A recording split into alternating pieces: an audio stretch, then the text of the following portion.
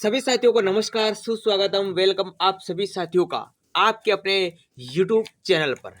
साथियों, पीएच जिसे हम कहते हैं फिजिकली हैंडीकैप, शारीरिक रूप से निशक्त जन, ठीक है, दिव्यांग जन, है ना।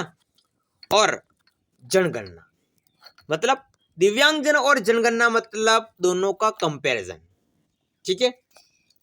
अब जनगणना का मतलब सादी जनगणना नहीं है कि भाई 10 साल में होती है, राजस्थान में इतने नागरिक है, वो वाली नहीं। दिव्यांग जन की जनगणना, ठीक है, जिसके संदर्भ में अलग होने की बात है। दिव्यांग श्रेणी के अनुसार बनेगी योजना है। दिव्यांग जो श्रेणी होगी उनके अनुसार ही आपकी योजना बनेगी। कैसे? फायदे जानकर चौंक जाओगे। इसके क्या क्या फायदे होंगे ये भी आपको बताएंगे। तो आइए वीडियो को हम शुरू करते हैं। कहने का मतलब हम इसमें इस टॉपिक्स पर, इस मुद्दे पर बात करते हैं। सबसे पहले तो आपको बता दें कि गवर्नमेंट के द्वारा आपके दिव्यांगजन यानी कि जो विकलांग भाई बहन हैं उनकी अलग से जनगणना कराने की सिफारिश की गई है।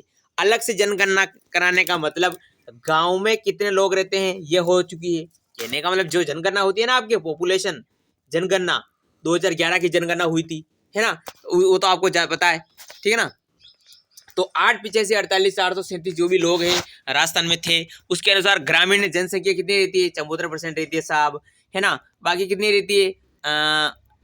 शहरी इतनी रहती है। शिक्षित कितनी है? ये इतनी है भाई साहब, है। अशिक्षित लोग कितने हैं? एसटी के लोग कितने हैं? एससी के लोग राजस्थान में कितने निवास करते हैं, है ना। आप मेरी बात समझ पा रहे हैं ना। लिंगानुपात कितना है? जनसंख्या वर्धित दर कितनी है? ये सारे जनगणना आती है ना। गरीब लोग कितने हैं? अमीर लोग कितने हैं? राजस्थान में सभी के पास जो है, जो सरकार है उनके पास सभी लोगों का डेटा है ना, कितने लोग हैं। लेकिन दिव्यांगजनों का कोई डेटा नहीं है। डेटा होगा, समझ लो कि 15 लाख डेटा है कि 15 लाख दिव्यांग है, बस ये डेटा है उनके पास केवल। लेकिन उनके पास ये डेटा नहीं है कि एलडी के दिव्यांग कितने हैं, मूक बधिर कितने हैं, चलने में कितने हैं, श्रवण बाधिता कितने हैं, दृष्टि बाधित दिव्यांग कितने हैं, ये उनके पास जो है कोई डाटा नहीं है। और ऐसा कब होगा? जब श्रेणीवार का मतलब दिव्यांग की जो कैटेगरी है उसके अनुसार, अकॉर्डिंग टू दिव्यांग कैटेगरी, उसके अनुसार जब जनगणना होगी तभी इस बात का पता चल पाएगा, वरना कभी पता नहीं चल पाएगा। कैटेगरी वाइज जनगणना होगी कि आपके भाई साहब आप दिव्यांग हो तो किस कैटेगरी से आते हो? भाई साहब मैं तो एलडी से आता हूँ, ओके। मैं एमडी से आता हूँ, ओके। मैं एचआई से आता हूँ, ओके। मैं बीएलएलवी से आता हूँ, ऐसे। ये होती है श्रेणी।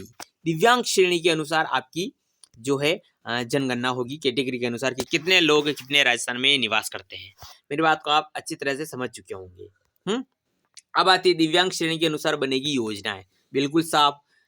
कैसे बनेगी ये पिछले वीडियो में मैंने बता दिया है। अब कोई भी भाई एलडी का कोई भी योजना उठाता है, अब आजकल क्या है कि एलडी की योजना सारे दिव्यांगजन उठा रहे, एचआई वाले उठा रहे। अरे भाई मुझे बताओ कि भाई साहब एलडी कैटेगरी होती है दिव्यांगों की जितनी भी,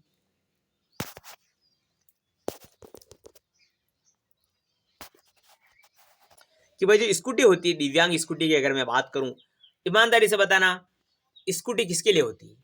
मूक बधिरों के लिए।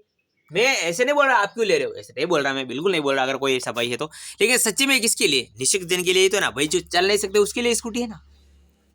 एक होता है हेयरिंग, हेयरिंग उपकरण होता है कानों में लगाने का, जिनको कुम सुनाई देता है, वो किसके लिए होता है? नहीं दिखने के लिए नहीं भाई, वो तो जो नहीं सुन सकते उनके लिए होता है ना। तो आजकल हर कोई योजना, हर किसी की हर कोई योजना उठा रहा है ना। एक आदमी जो कम चल सकता है, बिल्कुल नहीं चल सकता, दोनों पैरों से दिव्यांग है, और एक बिल्कुल कम दिव्यांग है, दोनों को फायदा एक मिल रहा है। तो है कि नहीं है सच बात, मुझे बताओ। हाँ बिल्कुल। तो दिव्यांग श्रेणी के अनुसार आपकी जो है आपकी योजना बने। एलडी वाले की अलग योजना बनेगी। क्यों? एलडी में जो दिव्यांग आते हैं वो चल फिर नहीं सकते, तो उनके लिए उनके अनुसार ही आपकी योजनाएं बनेगी। स्कूटी हो गई, पैसे जितने देने जितने उतने हो गए, जो भी उपकरण है वो एलडी वालों को अलग से मिलेंगे। अब कोई एचआई से होगा, हेयरिंग इम्पेयरमेंट, उनके लिए अलग योजना बनेगी। जैसे उसको अलग उपकरण देने हैं, सुनाई नहीं देने से अलग अलग पेमेंट, अलग पेंशन, पूरा का पूरा फंडा अलग रहेगा। आई बात समझ में आपको? एलडी से कोई भी दिव्यांग है तो अब एलडी में कौन आता है? जो चल नहीं सकता ना पैरों से, तो इसके लिए ही, यानी जो आप पैरों से नहीं चल सकते उसके संबंधित ही योजनाएं आएगी। आई बात समझ में? एचआई में आते हैं जो सुन नहीं सकते, कम सुन सकते हैं, है ना, उनके अनुसार ही आपकी योजनाएं आएगी। एमडी के अनुसार अब उनके लिए कोई अलग ही योजना आएगी। बीएलएलवी जो देख नहीं सकते, कम दिखाई देता है, दृष्टिबाधित लोगों के लिए अलग ही योजना, उनसे रिलेट उस कैटेगरी से रिलेटेड ही योजनाएं आएगी। मेरी बात को आप अच्छी तरह से समझ चुके होंगे, है ना। अब बार बार इस बात को दोहराने की आवश्यकता नहीं पड़ेगी। ओके साहब, फायदे जानकर चौंक जाओगी? बिल्कुल, बहुत फायदे होंगे। क्या फायदे होंगे, ठीक है ना। एलडी दिव्यांग, उदाहरण लेके बता रहा हूं, स्कूटी आएगी, स्कूटी 500 स्कूटियां भी आएगी, लेकिन 500 केवल और केवल दिव्यांगों को, ऐसे दिव्यांगों को ही मिलेगी जो एलडी कैटेगरी से बिलोंग करते होंगे, ठीक है ना। काम कर नहीं सकते एलडी वाले, आराम से आपके 2500 रुपये 3000 रुपये आने वाले समय में, जैसे ही जनगणना होगी 2500 रुपये आराम से एलडी वालों को मिल जाएंगे। एमडी वाला को 3500 रुपये मिल जाएंगे, एचआई वालों को कम मिलेंगे, बीएलएल वालों को भी मिलेंगे अच्छी तरह से। तो कहने का मतलब दिव्यांग स्कूटी आ जाएगी भरमार, लेकिन वो एलडी वालों के लिए आएगी तो अच्छी खासी आएगी, है ना।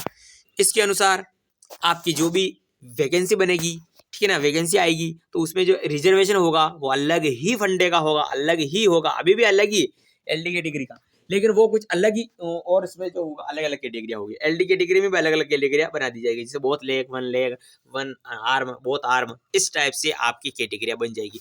मैं कहता हूँ अगर ये काम हो जाता है ना साथियों, दिव्यांग जन और जनगणना का, है ना, तो आपकी पहले बात तो श्रेणी के अनुसार योजना बनेगी, फायदे बहुत सारे मिलेंगे यार, गजब के फायदे मिलेंगे, क्योंकि एक ही कैटेगरी, प्रॉपर कैटेगरी को मिलेंगे, सारा सारा सारा का सारा कचरा मिक्स नहीं होगा। आई बात समझ में, ठीक है। तो ऐसा हो जाए तो बहुत अच्छा है। वो भी आप अपने विचार बताइए, ठीक है। तो मिलते हैं फिर से नई वीडियो में, ठीक है।